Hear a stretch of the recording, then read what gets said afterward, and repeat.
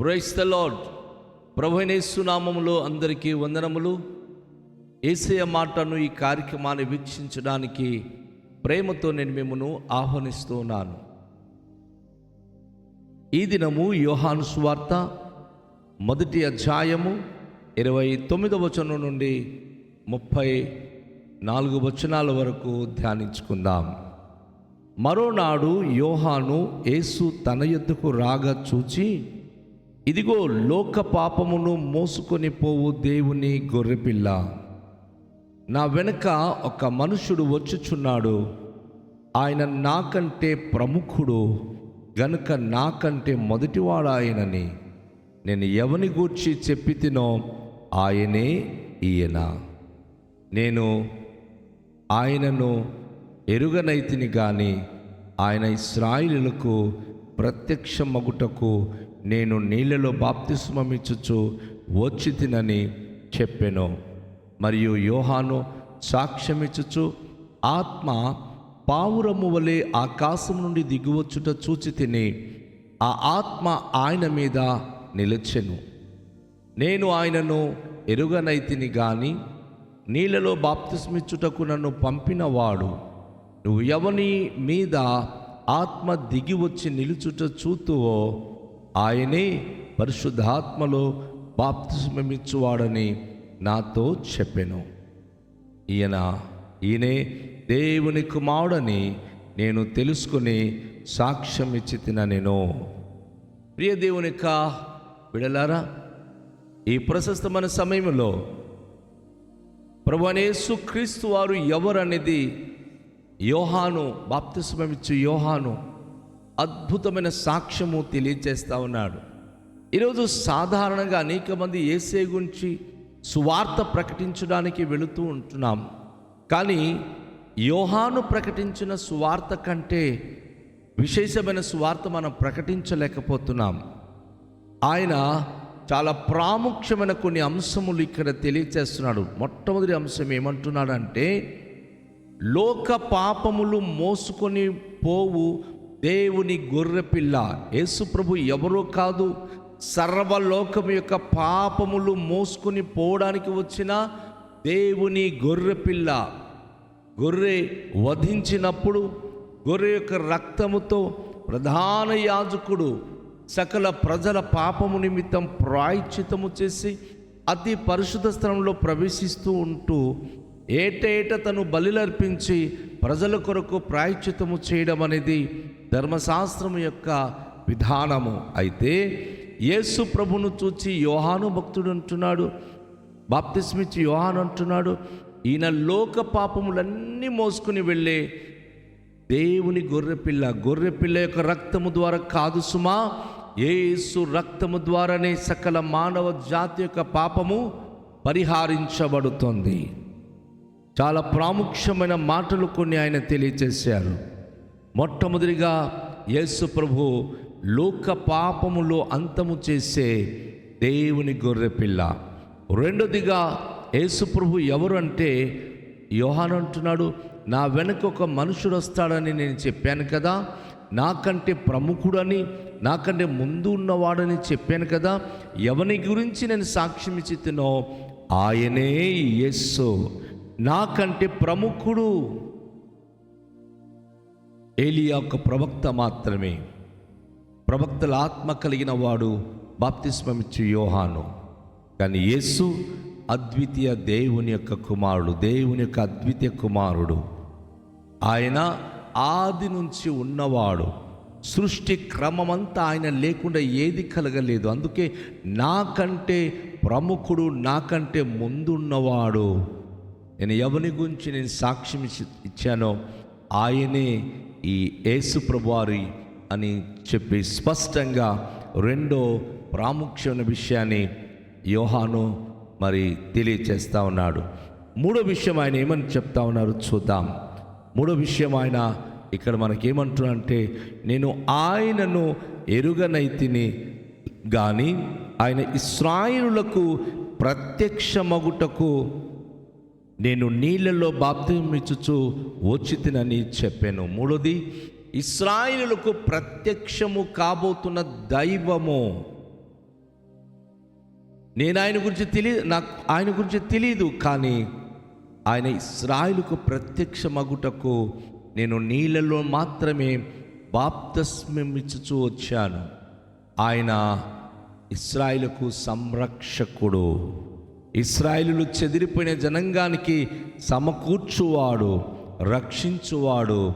నేను అందుకే ఆయన బయలుపరచబడాలని నేను బాప్తిస్మమిస్తూ తన ముందర నేను వచ్చి ఉన్నానని చెప్పి యోహాను చాలా స్పష్టమైన మాటను తెలియచేస్తూ ఉన్నాడు.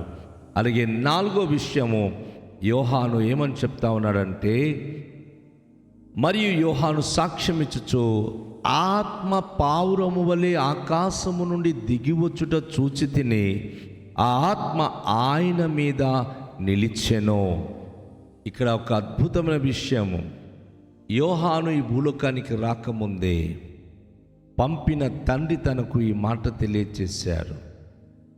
ఆకాశము తెరవబడి పావురము వలె పరిశుద్ధాత్మ ఆయన మీద దిగి వస్తుంది. ఆయనే ఆ రక్షకుడు. ఎంత అద్భుతమైన విషయం! యేసు ప్రభువారు సకల మానవ జీవితానికి, మానవ కోటికి రక్షించడానికి వచ్చిన రక్షకుడు కనుక తనను బాప్తిస్మము తీసుకున్నప్పుడు పరిశుద్ధాత్మ పావురం వల్ల వచ్చి ఆకాశం నుండి దిగి వచ్చి అతన్ని అభిషేకించింది అని అద్భుతమైన మాటను 4వ మాట యోహాను భక్తుడు ఈ వచన భాగంలో తెలియచేస్తా ఉన్నాడు. అలాగే 5వ మాట ఆయన ఏం చెప్తా ఉన్నాడంటే, నేను ఆయనను ఎరుగనైతిని గాని నీళ్లలో బాప్తిస్మమిచ్చుటకు నన్ను పంపినవాడు ఎవరి మీద ఆత్మ దిగి వచ్చి నిలుచుట చూతువో ఆయనే పరిశుద్ధాత్మలో బాప్తిస్మమిచ్చువాడని నాతో చెప్పాను. పరిశుద్ధాత్మ అభిషేకం గురించి నేను సాక్ష్యం ఇస్తున్నాను. పావురం వల్ల తన మీదకి రావడం చూచినప్పుడు ఆయనే రక్షకుడని చెప్పమన్నారు. 5వది, ఆయన సకల మానవ జాతికి పరిశుద్ధాత్మలో బాప్తిస్మమిచ్చువాడని నన్ను పంపిన వాడే తెలియచేశారు. నన్ను పంపింది పరమ తండ్రి. ఆయన తన అద్విత కుమారుడుగా ఈ భూలోకములో పుట్టిన యేసు ప్రభు మీద పరిశుద్ధాత్మ పావురం వలె నిలిచి ఆత్మతో నింపబడిన తర్వాత ఆయన తిరిగి అనేక మందికి పరిశుద్ధాత్మలో బాప్తిస్మమిచ్చును అని చెప్పి ఆయన నాకు తెలియచేశారని ఎంతో అద్భుతంగా 5వ మాటను తెలియచేస్తున్నాడు. అలాగే చివరిగా 6వ మాట యోహాను ఏమంటున్నాడంటే, ఈయనే దేవుని కుమారుడని నేను తెలుసుకొని సాక్ష్యం ఇచ్చి తిన. నేను దేవునికి మహిమ కలుగునుగాక. సాధారణంగా దేవుని కుమారుడని యేసు ప్రభువారు చెప్పినప్పుడు శిలువ మీద ఆయనకి హతమార్చారు. కానీ బాప్తిస్మమిచ్చు యోహాను యోర్దాను నది ఒడ్డున మొట్టమొదటిగా ఈయన దేవుని కుమారుడని చెప్పి సాక్ష్యం ఇచ్చి ఉన్నాడు. యేసు ప్రభు సామాన్యమైన మనిషి కాదు, ఆయన ప్రవక్త కాదు. ఆయన గురించి ఎవరు కూడాను ఎలాంటి కన్ఫ్యూజ్ అవ్వాల్సిన అవసరం లేదు. దేవుడు పంపించిన యోహాను, బాప్తిస్మమిచ్చి యోహాను సాక్ష్యం ఇస్తున్నాడు, ఈయన దేవుని కుమారుడు.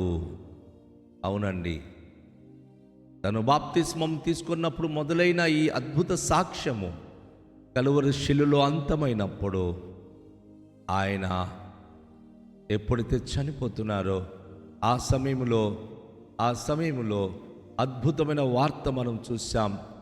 ఒక శతాధిపతి యేసు ప్రభువారు తన ఆత్మ తండ్రి చేతికి అప్పగించి తన ప్రాణము త్యాగము చేసినప్పుడు ఈయన నిజముగా దేవుని కుమారుడు అని సాక్ష్యం ఇవ్వడం జరిగినవి గమనించండి. యేసును దేవుని కుమారుడని మొట్టమొదటికి సాక్ష్యం ఇచ్చింది బాప్తిస్మమిచ్చు యోహాను. యేసు ప్రభు దేవుని కుమారుడని సేనదేయము అనేక దెయ్యాలు సాక్ష్యం ఇచ్చినవి. యేసు ప్రభు దేవుని కుమారుడని పరిశుద్ధాత్మతో నింపబడిన పేతురు నువ్వు నిజముగా దేవుని అద్వితీయ కుమారుడు అని సాక్ష్యం ఇచ్చాడు. నాలుగోదిగా మనం చూసినప్పుడు ఎప్పుడైతే కలువరి శిలువ మీద యేసుప్రభు మరణించాడో అక్కడ శతాధిపతి ఒక అన్యుడు, రోమియుడు, ఈయన నిజముగా దేవుని కుమారుడని ఆయన సాక్ష్యమిస్తూ ఆయన తెలియచేశాడు. నా ప్రియ దేవుని యొక్క బిడలారా, ప్రభువైన యేసుక్రీస్తు ఎవరు కాదు, మహోన్నతుడైన దేవుని యొక్క అద్వితీయ కుమారుడు. ఆయన ఎందుకు ఈ లోకానికి వచ్చాడంటే, తండ్రిని ఎరుగక మనం ఈ లోకానికి మనము దాస అయిపోయి లోకంలో ఉన్న సకల జీవులకు, సకల ప్రాణులకు, సకల విధమైనటువంటి శక్తులకు పూజిస్తూ జీవించిన అజ్ఞాన దశలో ఉన్న మానవ జాతిని మేల్కొలిపి పరలోకములో మనకు తండ్రి ఉన్నాడు, మనము ఆయనకి కుమారులుగా ఉండాలంటే ఆ తండ్రిని మనము అన్వేషించాలి, తనను తెలుసుకోవాలి, తనెందు భయభక్తి కలిగి జీవించాలి.